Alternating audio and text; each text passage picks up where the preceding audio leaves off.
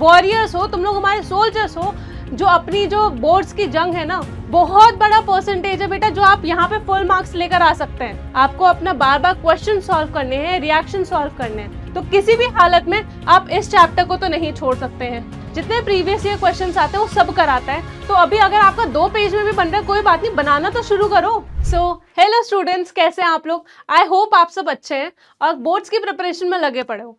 ठीक है, सो आज हम लोग जो डिस्कस करने वाले हैं वो है आपका रोड मैप, कि अभी आपके जो एग्जाम्स आने वाले हैं, ठीक है, जो बोर्ड्स के एग्जाम्स आ रहे हैं वो कैसे आप लोग अप्रोच करेंगे, ठीक है, कैसे आप लोग जो है अभी आज से लेके अपने बोर्ड्स एग्जाम तक प्रिपरेशन कैसे करेंगे, क्या करना होता है, कितने मार्क्स का कौन सा चैप्टर आता है, वो सब कुछ आज हम लोग डिस्कस करने वाले हैं।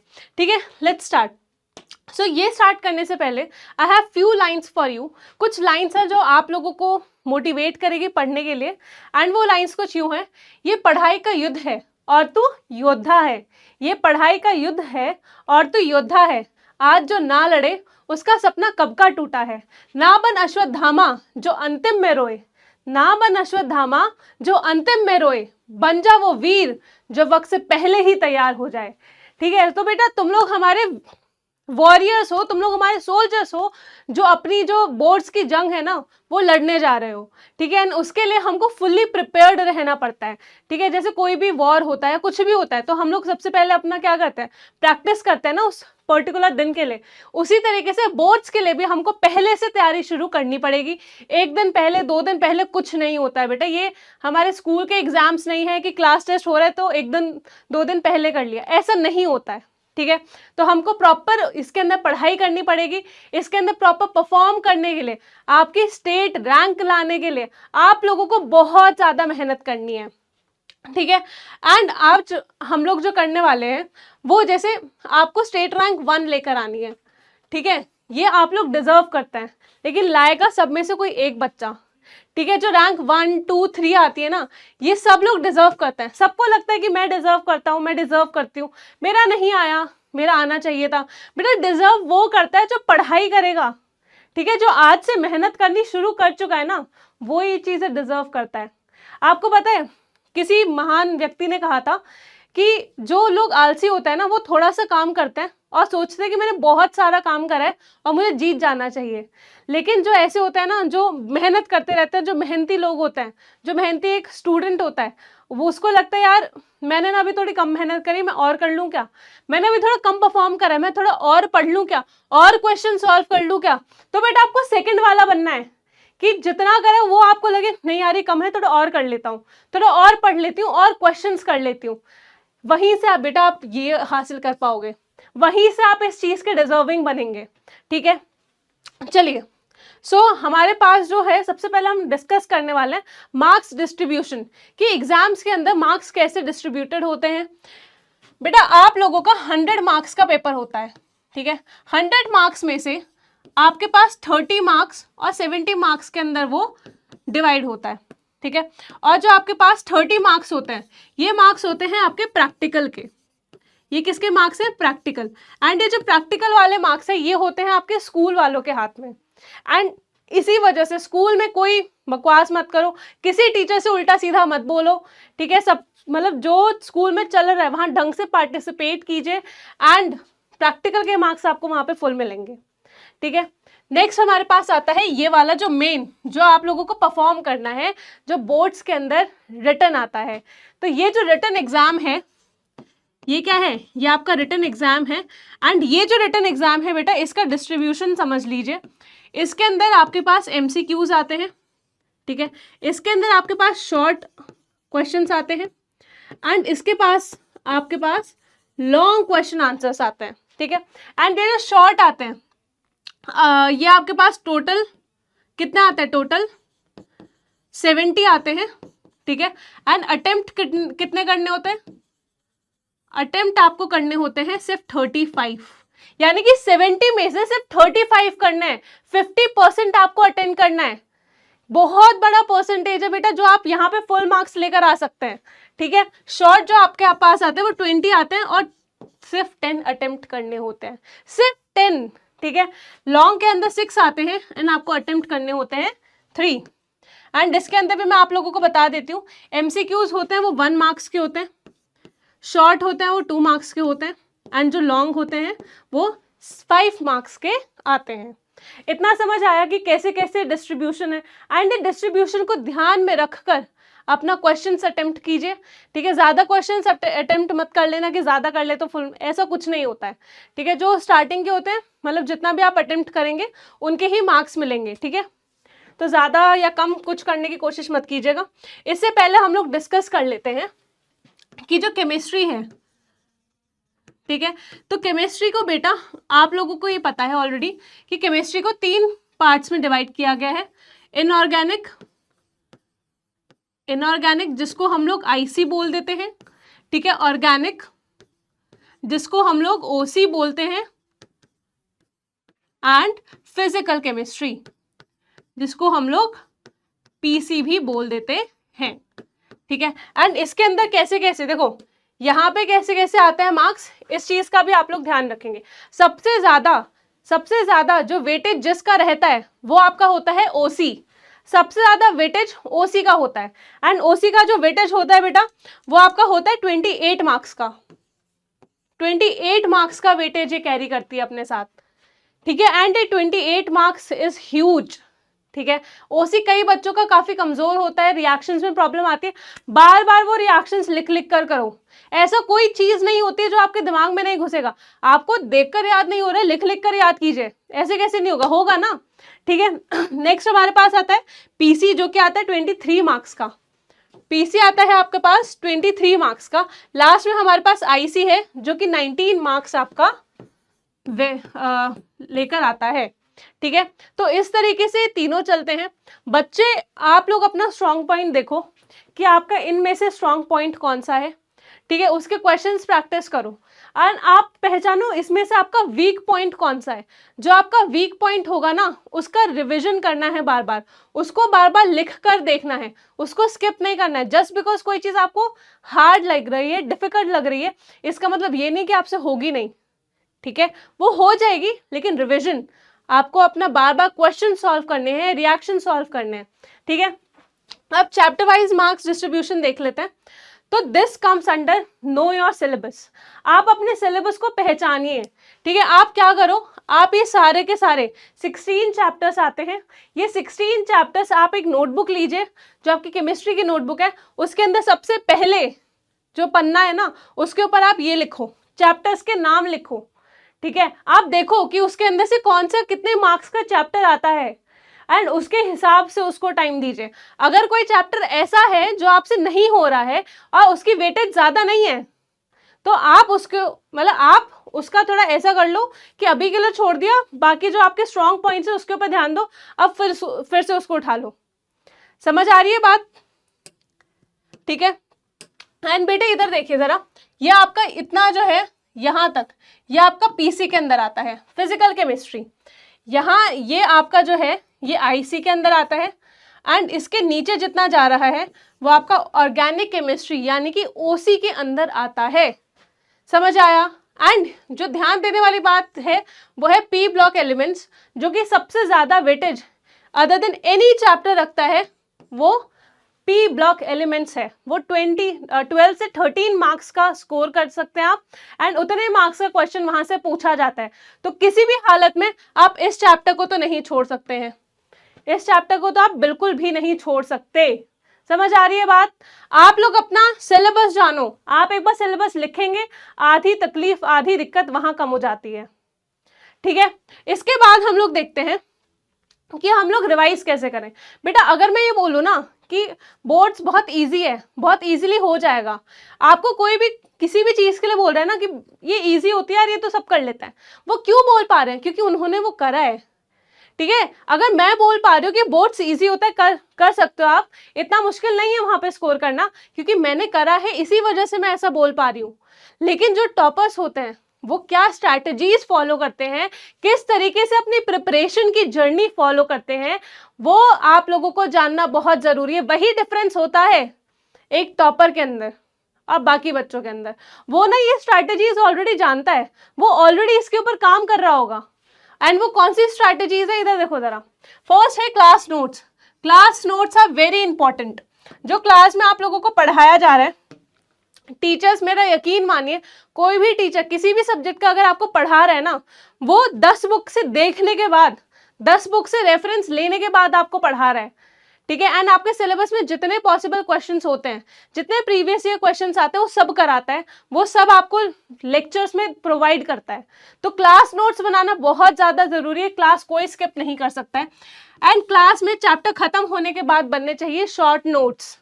अब शॉर्ट नोट्स के ऊपर भी कई बच्चों के मेरे पास आते हैं मैसेजेस कि मैम शॉर्ट नोट्स कैसे बनता है, हमको नहीं आता है, कैसे करेंगे। बेटा शॉर्ट नोट्स का मतलब होता है कि आपके पास एक पेज है, ठीक है, आपने पेज लिया, सपोज करो आप चैप्टर 1 जो कि आपका सॉलिड स्टेट है, ठीक है, सपोज करो चैप्टर 1 जो सॉलिड स्टेट है, आप इसका बनाना चाहते हैं। आप क्या करें, आप इसको बीच में ऐसे करो और इतना कर लो, ठीक है। अब बेटा बहुत छोटा छोटा लिखते हैं, शॉर्ट नोट्स में हम लोग अपने नॉर्मल पेजेस की तरह बड़ा बड़ा नहीं लिखते हैं, उसके अंदर छोटा छोटा लिखा जाता है। यहाँ पे पॉइंट 1 लिखो, यहाँ पे लिखिए, ठीक है। हो सकता है फर्स्ट चैप्टर आप जब आप शॉर्ट नोट्स बनाना शुरू करो, उसके समझो 1 पेज की जगह वो 2 पेज में बन जाए, 3 पेज में बन जाए, लेकिन उसके बाद आपको बनाना आ चुका है, उसके बाद जब आप बाकी चैप्टर्स का बनाना शुरू करोगे ना, वो आप 1 पेज में बना लेंगे, वो आप 1 पेज में बना लोगे, ठीक है। तो अभी अगर आपका 2 पेज में भी बन रहा है, कोई बात नहीं, बनाना तो शुरू करो, ठीक है। बनाना शुरू करेंगे और उसके धीरे धीरे सीख जाते हैं। सबको ऐसे ही होता है, किसी को स्टार्टिंग में कुछ नहीं आता है। शॉर्ट नोट्स कैसे बनता है हमको नहीं पता, ये मैंने आपको तरीका बताया है ना, आप करो। हो सकता है आपका इससे 2 पेज में आ जाए, 3 पेज में आ जाए, लेकिन उसके बाद जब आप आगे चैप्टर्स करना शुरू करोगे ना, वो 1 पेज में आना शुरू हो जाएगा, धीरे धीरे कम होता जाएगा, क्योंकि आपको टेक्निक पता चल जाएगी कि मैं कैसे कंफर्टेबल हूँ, मैं कैसे कर सकता हूँ, ठीक है। नेक्स्ट हमारे पास आता है रिवाइज वीकली। ये बहुत इंपॉर्टेंट है। हम लोग पढ़ लेते हैं, हम लोग उस टाइम क्वेश्चन सॉल्व कर लेते हैं, लेकिन हम लोग रिवाइज करना भूल जाते हैं। हम लोग रिवीजन को छोड़ देते हैं कि भाई रिवीजन तो तब करना है ना जब एग्जाम्स आएंगे। नहीं बेटा, तब तक तो दिमाग से निकल चुका होता है। समझो आप चैप्टर 6 कर रहे हो, चैप्टर 6 करते करते चैप्टर 1 भूल जाते हैं, क्या फायदा हुआ, ठीक है। तो इसी वजह से आप लोग, मैं सजेस्ट करूंगी, रिवीजन बहुत ज़्यादा इंपॉर्टेंट है। रिवीजन इज बहुत बहुत इंपॉर्टेंट चीज़ों के अंदर आता है रिवीजन। एंड उसके अंदर आप क्या करें कि वीकली रिवाइज करो। आप जैसे संडे का दिन है, ठीक है, तो संडे का दिन आप वो वाला दिन रखो जिसके अंदर, देखो स्कूल तो जाना नहीं होता है, तो संडे को आप लोग क्या करेंगे, आप अपने बैकलॉग्स क्लियर करो, जो वीक में किसी भी तबियत खराब की वजह से कई बार नहीं ले पाते हो क्लास, या किसी भी रीजन की वजह से, पहले तो क्लास छुटनी नहीं चाहिए, लेकिन अगर XYZ किसी भी अनअवॉइडेबल रीजन की वजह से हो रहा है तो बैकलॉग्स क्लियर करो, ठीक है। और हर सब्जेक्ट को 2-2, 3-3 घंटे दो रिविजन के लिए। रिविजन बहुत जरूरी है, बहुत ज्यादा जरूरी रिविजन है। एंड क्वेश्चंस जो क्लास के अंदर किए जाते हैं बेटा, ये क्वेश्चंस हवा में नहीं आते हैं। ये जो क्वेश्चंस आप लोगों को क्लास में करवाए जाते हैं ना, वो हवा में नहीं आते, वो टीचर्स ने वहां से बनाए होते हैं कि जहां से आपके प्रीवियस ईयर क्वेश्चन पूछे गए होते हैं। टीचर जो बोल रहा होता है ना, जो क्लास में बोलता है ये इंपॉर्टेंट है, वो आता है क्योंकि टीचर ने देखे उसके प्रीवियस ईयर क्वेश्चन। तो अपने टीचर्स पे थोड़ा फेथ दिखाओ और क्लास में जो हो रहा है ना उसको ध्यान से पढ़ो, ठीक है। नेक्स्ट PYQs, ये भी मैं अपनी क्लास के अंदर ऐसे भी आप लोगों को करवा देती हूँ। जब हमारी क्लास होती है तो एज यू ऑल नो कि मैं आप लोगों को PYQs अलग से करवाती हूँ, तो PYQs की टेंशन मेरे ऊपर छोड़ दो, ठीक है। जो क्लास में हो रहा है उसी पे ध्यान दीजिए एंड वहीं पे करो। दूसरा, केमिस्ट्री के अंदर बेटा बहुत सारे फॉर्मूलाज आएंगे, बहुत सारे रिएक्शंस आएंगे, ठीक है। मैं आप लोगों से एक्सपेक्ट करती भी नहीं हूँ कि आपको सारा का सारा एक साथ याद होगा, लेकिन आप क्या कर सकते हैं कि आप एक चार्ट बनाओ, ठीक है। आप एक A3 साइज शीट ले लो या फिर चार्ट ले लो एक बड़ा सा, उसके अंदर डिवीजन कर दो। क्या करो, आपने एक चार्ट लिया, ठीक है, आपने एक बड़ा सा चार्ट लिया, उसके अंदर डिवीजन कर दो कि ऊपर हम लोग फॉर्मूला लिखेंगे और नीचे रिएक्शंस आएंगे, ऊपर फॉर्मूलाज आएंगे और नीचे रिएक्शंस आएंगे। इससे क्या होगा, फॉर्मूलाज जो है ना आपके सामने रहेंगे। जितनी बार आओगे ना रूम में, जितनी बार स्टडी टेबल के ऊपर बैठोगे, आपको दिखेगा कि भाई ये फॉर्मूला है, ये ऐसे होता है, दिमाग में छप जाता है जितनी बार आप देखोगे, ठीक है। रिएक्शंस, इंपॉर्टेंट रिएक्शंस, जब टेस्ट होता है ना बेटा, जब आप अपना रिविजन कर रहे हो, जो वीकली रिवाइज करोगे, वहां पे आप ये देखो ना, यहाँ से भी तो रिवीजन होगा ना आप लोगों का, तो फॉर्मूलाज का टेबल बनाना, फॉर्मूलाज का चार्ट बनाना और रिएक्शंस, इंपॉर्टेंट रिएक्शंस का चार्ट बनाना, वो बहुत ज्यादा जरूरी है। अब आप लोग बोलेंगे मैम हमें तो हर रिएक्शन इंपॉर्टेंट लगता है। बेटा टीचर बताता है कि इंपॉर्टेंट क्या है, ठीक है, टीचर क्लास में बोलता है ये बहुत इंपॉर्टेंट है, ठीक है, तो वो करो आप लोग, ठीक है। नेक्स्ट माइंड मैप, ये तो मतलब ये मैं बताती है हर बच्चा करता नहीं है, ये हर कोई बच्चा नहीं करता है। ये कौन बच्चे करते हैं? जो अपने सिलेबस को ना, जो अपने चैप्टर को सिंप्लीफाई करना चाहते हैं, वो बच्चे माइंड मैप्स बनाते हैं। वो क्या करते हैं ना, वो अलग अलग तरीके से या तो फ्लो चार्ट बनाएंगे, वेब चार्ट बनाएंगे। उसकी वजह से क्या होगा कि वो कनेक्टिविटी दिखाता है। कनेक्टिविटी आपके दिमाग में बन जाती है ना, तो आप जो चैप्टर्स हैं, जो टॉपिक्स हैं, उसको कनेक्ट करना स्टार्ट करते हैं, ठीक है। जब आप कनेक्ट करना स्टार्ट करते हैं तो आपको चीज़ें अपने आप याद होने लग जाती है।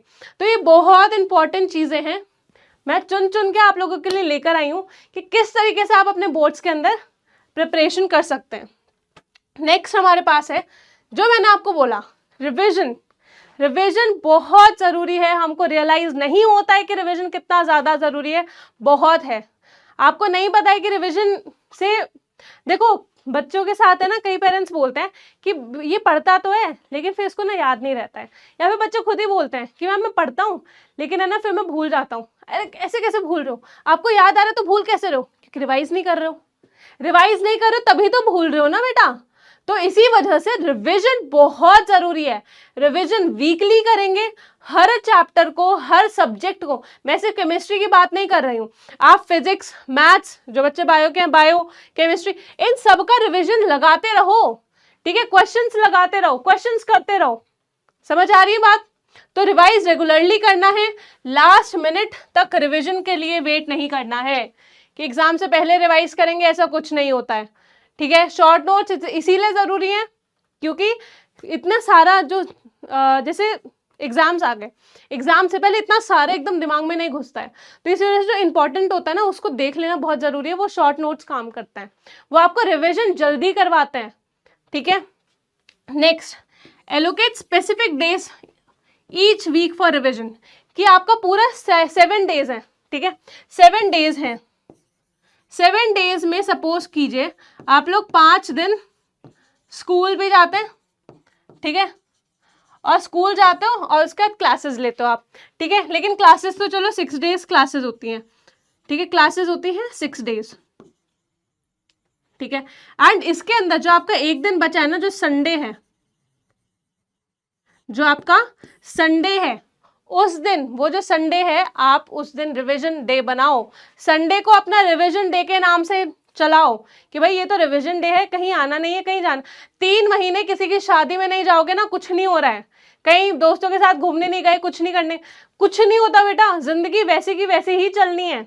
फिर जब आपके मार्क्स आएंगे ना, तो जिनकी शादियों में आप जा रहे हो, जिन दोस्तों से मिलने जा रहे हो कि वहां जाना है, ये तो बहुत ही जरूरी दोस्त है मेरा, जो यहाँ उधर इधर उधर जा रहे हो ना, वो बच्चे बेटा वही मार्क्स पूछेंगे, कितने मार्क्स आए हैं, कितनी परसेंट आए हैं बोर्ड्स में। फिर आप मुंह बना के बोलोगे यार मैं तो इतने आए हैं, बस इतने ही रह गए, तो क्या बोलेंगे, नहीं तेरे को और पढ़ना चाहिए था, तू और अच्छे से पढ़ सकता था।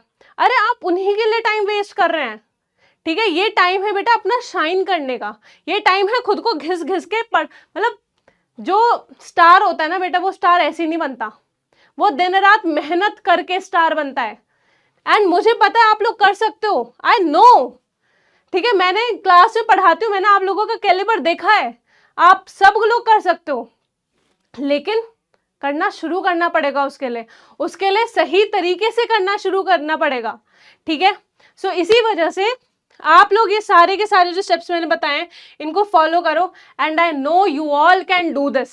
आप सब लोग कर सकते हैं। एंड बेटा पढ़ाई में कोई भी शॉर्टकट्स नहीं होते हैं, we don't have any shortcuts, ठीक है। अगर आपको लग रहा है कि मैं ऐसे कूद के चला जाऊं, नहीं भाई, शॉर्टकट्स तो यहाँ पे आते ही नहीं है, ठीक है। आपको रिवीजन करना पड़ेगा।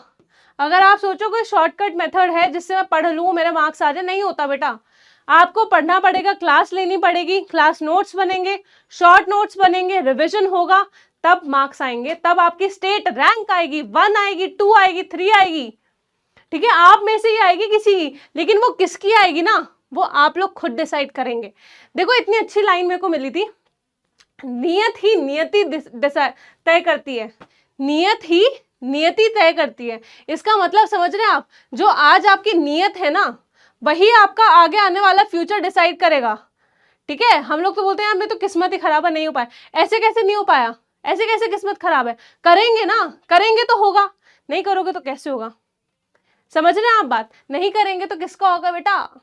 आप लोग सो जाओगे। देखो अभी भी ना, मेरे को पता है ये वीडियो देखने के बाद कई बच्चे ऐसे होंगे जो कहेंगे यार मैम ने सही बोला था, अभी थोड़ा सो लेता हूँ फिर कर लेता हूँ। और आप में से वही बच्चे होंगे जो बोलेंगे, जो सोचेंगे कि नहीं यार मैम ने सही बोला है, अभी बैठ के करना शुरू करता हूँ। जो अभी बैठ के करना शुरू करेगा ना, जो ये जो 2 सेकंड का डिसीजन होता है, क्या तो मैं पढ़ लूँ या तो मैं सो लूँ, या तो मैं पढ़ लूँ या तो मैं खेलने चला जाऊँ, या तो मैं पढ़ लूँ या तो मैं गेम खेल लूँ। वो जो पढ़ लूँ और गेम खेल लूँ, वो 2 सेकंड और 3 सेकंड जो होते हैं ना डिसीजन वाले, वो सब कुछ डिसाइड कर देते हैं। वो आपका रियल फ्यूचर बनाते हैं। जैसे अगर सपोज करो मुझे भी कुछ काम करना है, मुझे समझो ये आप लोगों के एक्सप्लेनेशन के लिए प्रेजेंटेशन बनानी थी, तो मैं भी डिसाइड कर लेती मैं करूँ या ना करूँ। अगर मैं सोचती नहीं करूंगी तो मैं नहीं डिलीवर करती है, लेकिन मैंने सोचा ना कि मैं करूंगी। अगर मैं आपके सामने यहाँ पे खड़ी हूँ तो मैंने क्यों, क्योंकि मैंने अगर कोई डिसीजन लिया है तो ये सोच के लिया था कि यार कर लेती हूँ, अभी कोई बात नहीं, अभी इतना कर लेते हैं, अभी बोर्ड्स में पढ़ लेते हैं, कोई बात नहीं। आप भाई आप अपने पेरेंट्स को देखो, आप सबको देखो, सारे बड़े यही करते हैं। ठीक है, तो इसी के साथ बेटा you all can do this, बस मेहनत करो, मेहनत में कमी मत छोड़ो। ठीक है, एंड मैं आप लोगों को पढ़ा रही हूँ। ठीक है, मैं अपना 100% दे रही हूँ, मैं अपना 1000% दूंगी। आप शुरू तो करो। ठीक है, आप लोग 2-3 कदम रखने तो शुरू करो, एंड हम लोग मिलकर कर लेंगे। ठीक है, हम लोग मिलकर कर लेंगे। सो इसी के साथ this is all I wanted to say. ठीक है, ना अपना जो रोड मैप हम लोगों ने डिस्कस करा है, चैप्टर्स आप लोगों को मैंने ऑलरेडी बताया किसकी कितनी वेटेज होती है, वो उसका स्क्रीनशॉट ले लीजिए। आप अपने चैप्टर्स लिखो, उसके सामने लिखो किसकी कितनी वेटेज होती है, एंड ये सारी चीज़ें ध्यान में रखकर अपनी बोर्ड्स की प्रिपरेशन स्टार्ट कर दो। अभी तक नहीं स्टार्ट किए कोई बात नहीं, अभी भी लेट नहीं हुआ है, लेकिन अगर अभी शुरू नहीं किया ना फिर लेट हो जाएगा बेटा, फिर बहुत लेट हो जाएगा। तो इसी वजह से अभी शुरू कर दीजिए, and we all can do this, आप कर सकते हैं। ठीक है, so thank you so much everyone. I hope आप लोगों को चीज़ें समझ आई हैं, एंड इसी के साथ हम लोग नेक्स्ट क्लास में मिलेंगे, नेक्स्ट वीडियो में मिलेंगे। So thank you, bye bye.